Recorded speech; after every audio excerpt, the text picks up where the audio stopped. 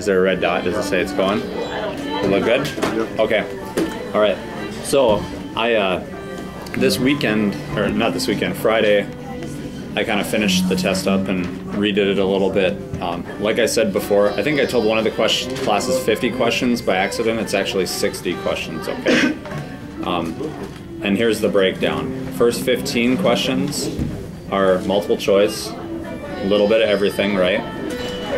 And then the next 35 questions are matching. Those are in groups of 7 or 8. So it'll be like A, B, C, D, E, A, B, A, C. There's only one correct answer. There's no like ghost options, right? And then the last 10 questions are the major perspectives of theories for personality. So psychoanalytical, behavioral, cognitive, humanistic, and trait theories. And then you'll have a statement and you have to identify what theory would agree with that statement, okay? Similar to the first test that we had where it would give you a statement, you had to identify which contemporary approach it agreed with, right? It's the same kind of concept, but applied specifically to personality, okay? So, no essay at all, because it's only 2 chapters. The test is on Tuesday, it's not tomorrow, right? But we're still doing the review today because I had stuff going on Monday, I couldn't do it then. So tomorrow you have, I think we're in the computer lab tomorrow all day to work on the paper or the discussions. And then on Tuesday we have the computer carts-in room, so if you have time left afterwards, like to do a few things, you know, most people are probably only going to have like 15 minutes, right? But you'll have some time to work on something if you need to, depending on how quick you do the test, okay? So, the first chapter was on psychological testing, the second one was on personality. One of the concepts that we talked about a lot in previous chapters was reliability and validity, okay? So if I give Nolan a test like 20 times, and one time he gets a 50, next time he gets an 80, next time he gets a 30, next time he gets a 60, and he's all over the place. What type of threats do they have to that? Is that test a good test? Yes or no? Okay, so it could be stated to be, is it invalid or unreliable? Unreliable, because I'm getting different results, okay? Now let's say I give him the test, and it's a math test, and he takes it 50 times and he gets a 20% in each time, but we find out that he can't speak English, right? Okay, is the test really testing his math skills? No, it's testing how well can he speak English. So that test would be reliable because he's getting the same results every time, right? But the test would be what? It'd be invalid or non-valid, okay?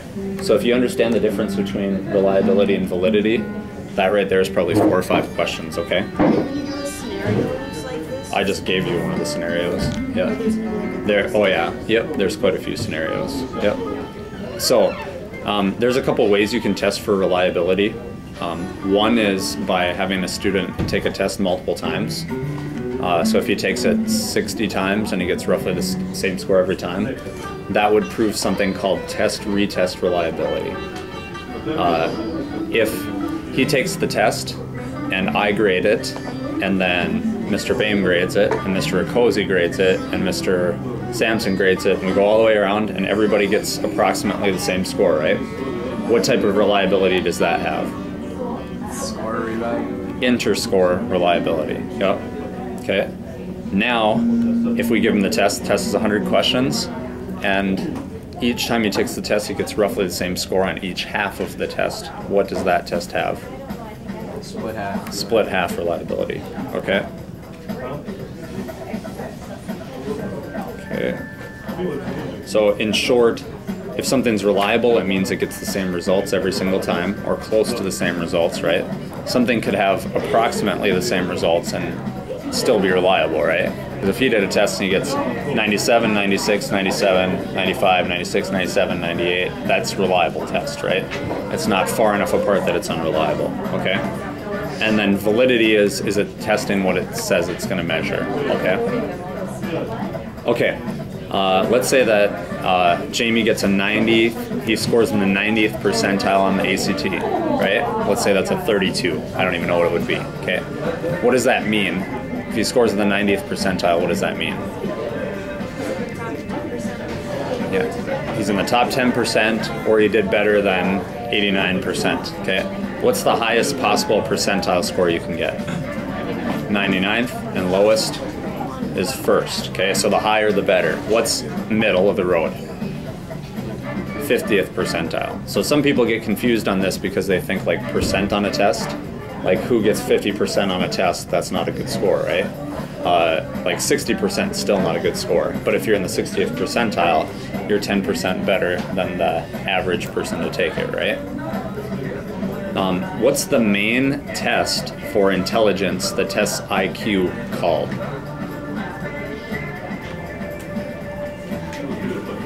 It's named after a researcher who was a professor at a university. So the researcher and the university. Measures mental age. Gives you a mental age divided by Stanford Binet intelligence test. So that measures IQ, right? So in IQ testing, what's average for that? Like what's the average intelligence score? 100 is average. Okay, below average is less than, better than average is greater than. Okay? And what test was that? It's called the Stanford Binet test. So for that test, you get just for being older, you get automatic more IQ points? No, actually, if you're older, you could get a worse score because they take your mental age divided by your actual age times 100. So this is why people say that the IQ tests are invalid, some people argue, because it doesn't measure a lot of things like calculating speed and some things that older people might struggle with, okay? So it does assess that to some degree, but there are problems with it, right? Okay. What's a type of test that's designed to show how much you've learned in a specific area? What's that called? An achievement test, yeah?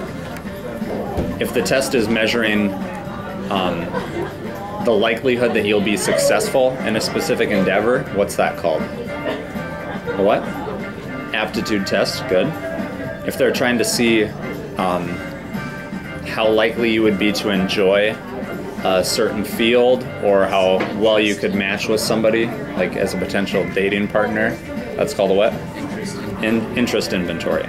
So if you can identify those three, that'll help you a little bit, okay? All right, there's probably 4 questions in this concept. We talked about it quite a bit, the id, ego, superego, right? First of all, what perspective does that fit with? Freudian perspective, which is also called the psychoanalytical perspective. So to that perspective, what's the most important thing? Subconscious or unconscious, okay? What are the 3 parts to your personality according to Freud? Id, ego, and superego. Although this analogy isn't perfect, what's the most common analogy you see through that in popular media, TV, cartoons? Devil, angel, and then the person in the middle trying to decide, okay? Which one's the devil?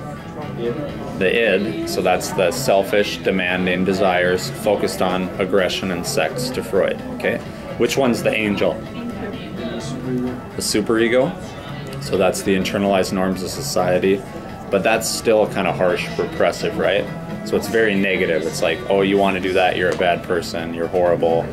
Like, don't do that, you're a bad person kind of thing, okay? And then the ego is you trying to weigh the options, right? Okay. Okay, how does behaviorism differ from psychoanalytical theory then?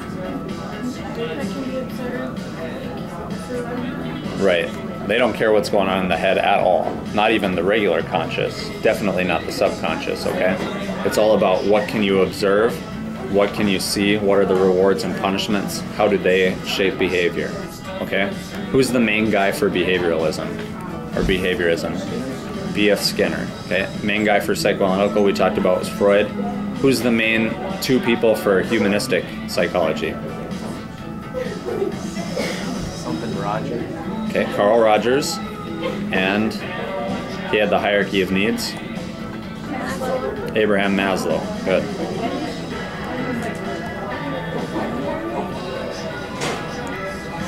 Okay, one of the concepts that Rogers talked about was something called a condition of worth.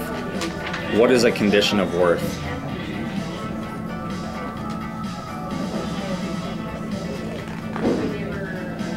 To Rogers, what's a condition of worth? Goals that you set for yourself. Okay. Positive. Right. Yeah. So in a way, it could be goals. It could be other things also, but it's something that you set like a standard for yourself. That if you don't achieve it, you're viewed as like a bad person, or internally you think that you're a bad person. Okay.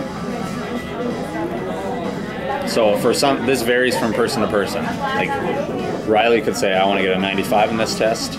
Mark could say, I want to get a 70 on this test. She could get a 94. He could get a 71.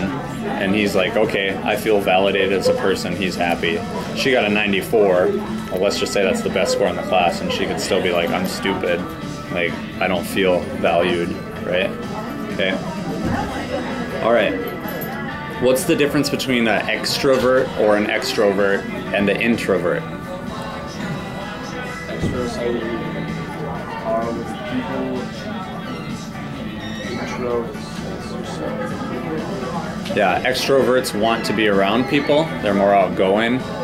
If they have a problem, they're going to call their friends. Hey, what should I do about this? I don't understand. Help me out. Introverts, if they have a problem, they're going to go sit in their room and think about it for a while. Maybe listen to music, play a video game, play guitar, and then try to come up to a solution on their own. Okay? So the concept of extroverts and introverts, kind of a scale, like where people fall to one side or the other. Which theory of personalities would that be most associated with? Trait theory. Yep. Good. Okay. I'm going to give you the definition. I want you to tell me what it is. The ability to acquire new ideas and behavior and adapt it to new situations. What's that called? The ability to acquire new ideas or behavior and then to apply that to new situations.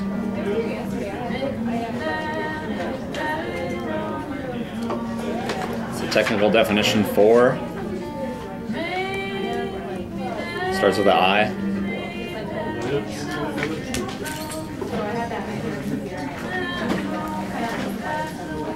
Inferiority complex? Nope. Intelligence. Okay. In humanistic psychology, what's the ultimate goal for all people? If you overcome a lot of problems, have all your needs met, what do you want to become? Self-actualization or self-actualized. Good. Okay. All right. There's a perspective on personality that states that the biggest drive in personality is that people view themselves as like not as good as they are or as they want to be, and then they feel like they have a problem in their lives and they want to change that, right? So they develop something that's called a complex, a certain type of a complex. What's that called? An inferiority complex, okay? So we didn't talk about it in this chapter, but there's also the opposite of that. That'd be somebody that's really prideful, that thinks that they can't do any wrong. What do you think that's called? A superiority complex, okay? So that's not on the test, but makes sense. Inferiority, you feel that you're less than somebody, you kind of try to overcompensate, okay?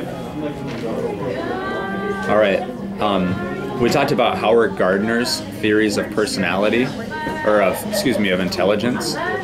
He had 9 parts. Originally had 8, and then he added a 9th. What is the one that measures how good you are at interacting with other people? What type of intelligence is that? Interpersonal. Yep. What's the measure of how good you are at figuring yourself out? Intrapersonal. Good. What is your like reasoning and calculating abilities called? Logical, mathematical. Good. Okay. What is your bodily awareness and ability to do things physically? What's that called? Kinesthetic intelligence. Good. And then the other ones are pretty self-evident. So, for example, musical intelligence. What do you think that measures? How well you can play and read music, right? Okay. Let's see. What is the term for the measure of how much things are based on genetics?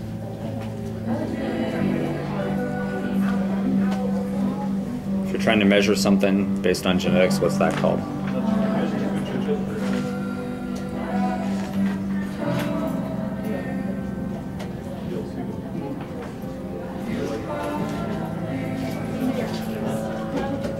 Question. What's the question? A measure. It's a measure of how much things are passed down by genetics, or how much things are inherited from your parents. I don't use the word inherited on the test because that gives you a clue to what the word is. Because the root of inherited is the root of this word also. It's like hereditability. Heritability. Good. Or I think you could say it the way you said it too. It's one of those potato things. But. Okay. If you as a therapist or as a parent view your son or daughter or patient positive no matter what, what's that called? Rogers thought this was really important for individuals to have a good sense of self. Unconditional. Nope. Close. It's unconditional positive regard. Unconditional positive regard.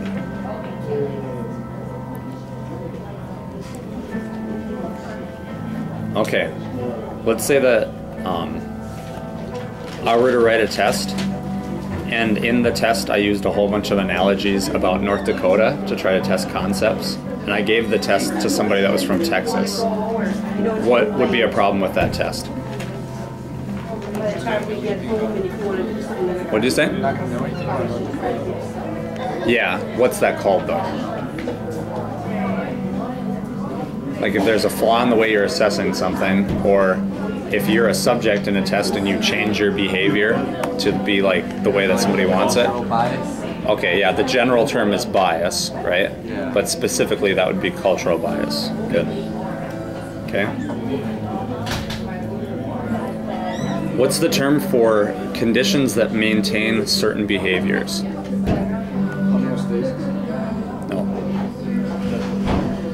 This is from the behavioral perspective, right? So if you do something and then something happens to you that makes it more likely that you're going to do that thing again, what's that called? Well, just reinforcement, right? Okay. So the patterns of reinforcement are called contingencies of reinforcement. Okay.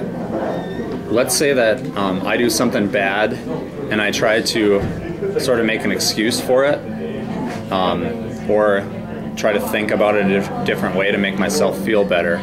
In general, what's that called? There's a whole bunch of specific types, but in general, what's that called? A what? Yeah, a defense mechanism. Good. Okay. So we talked about a whole bunch of different types of defense mechanisms, right? Let's say that,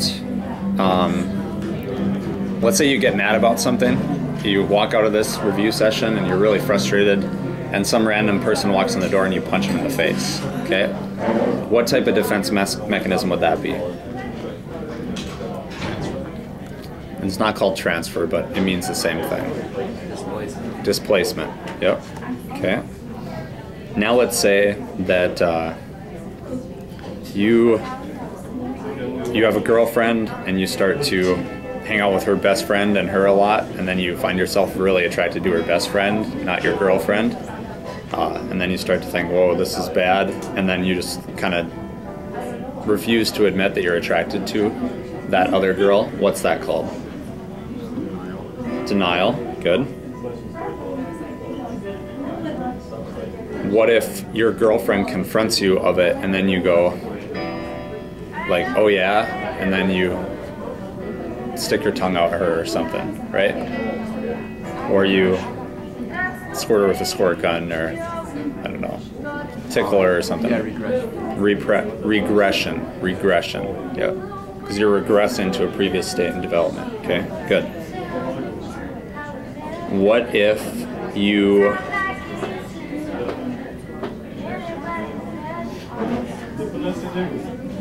What if you say, well, it's not really my fault that the girl is interacting with me in this manner. She's the one that's flirting with me.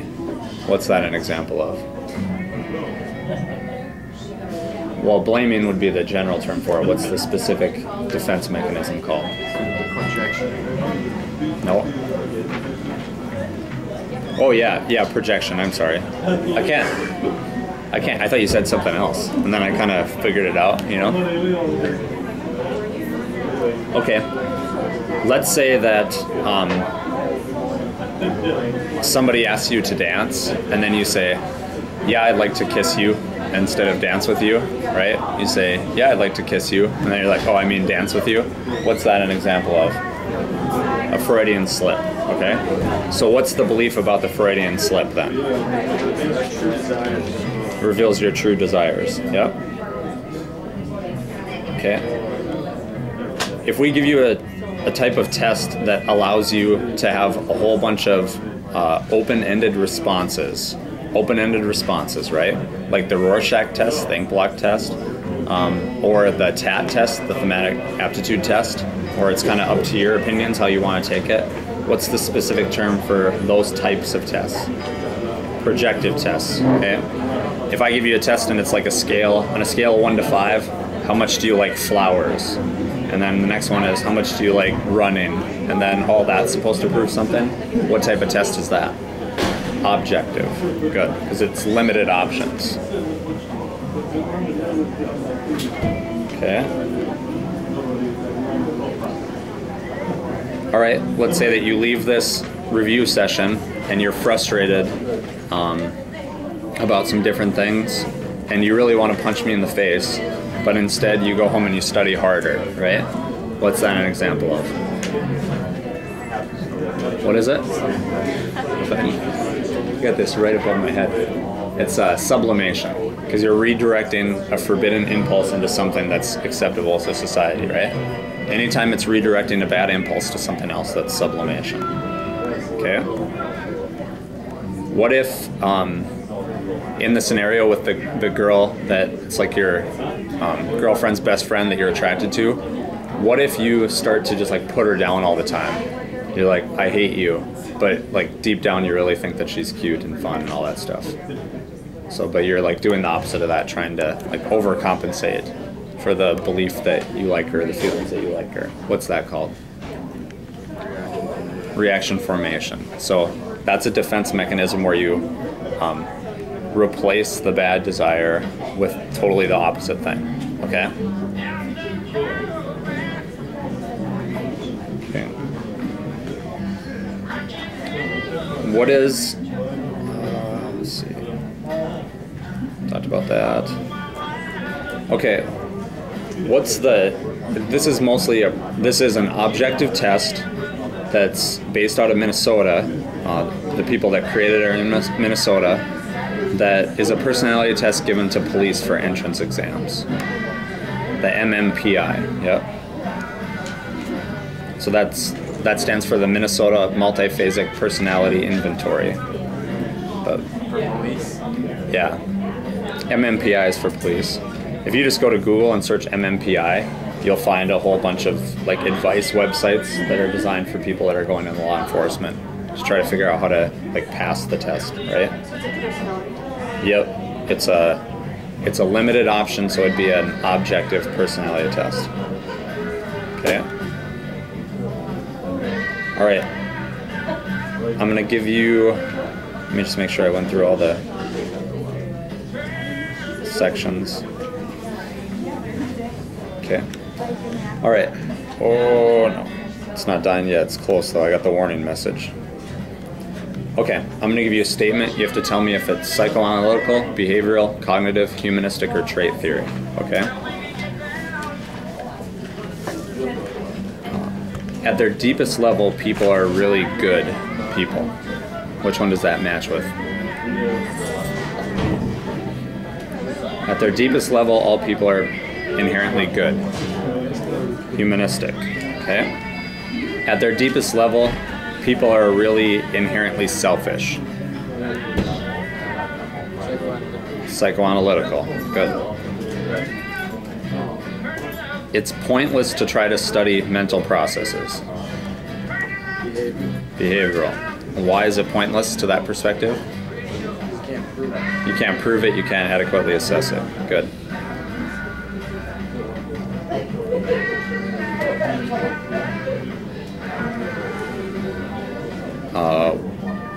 Let's see. Some of these are kind of hard to reword. Okay. Many problems we have in life either stem from difficulties with our parents or are because of our biological sex. What is that perspective?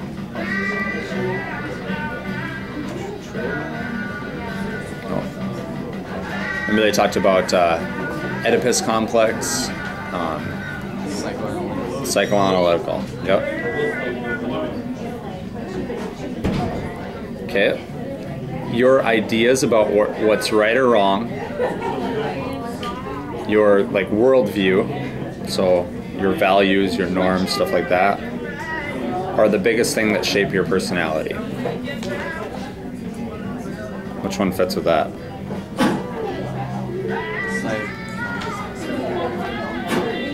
Your ideas, your thought processes about what's right or wrong, your beliefs and values. What perspective would that fit with? Cognitive. Good.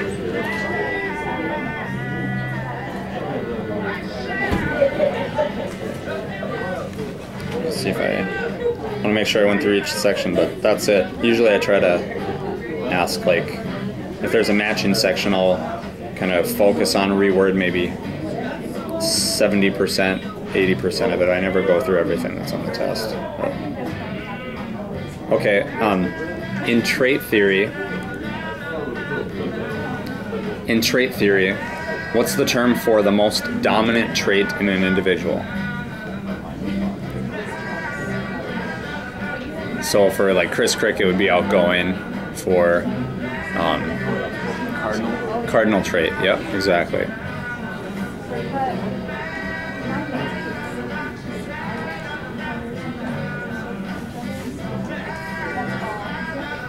All right, that's good. That's it. How many theories were there? There's 5 theories. So they're psychoanalytical, behavioral, cognitive, humanistic, and trait. Okay. For the matching, is it going to be equally distributed? Those 10 to like 2 each? No, that's not matching. That's identification. So it could be you'll use each one at least once. I'll guarantee that. Other than that, you don't know. So one you could use 5 times. You could use one 6 times, right? And then the other one each 4. Okay. So it's just the identification section. In the matching section, there's only one right answer for each part, right? Okay. Okay. I did tell everybody that if you had questions specifically about your paper, I'd hang around and help you for that. Or if you want to continue and ask some questions specifically about the test, you want me to clarify something, I'm fine doing that. But this ends the formal part of the review session, okay? All right?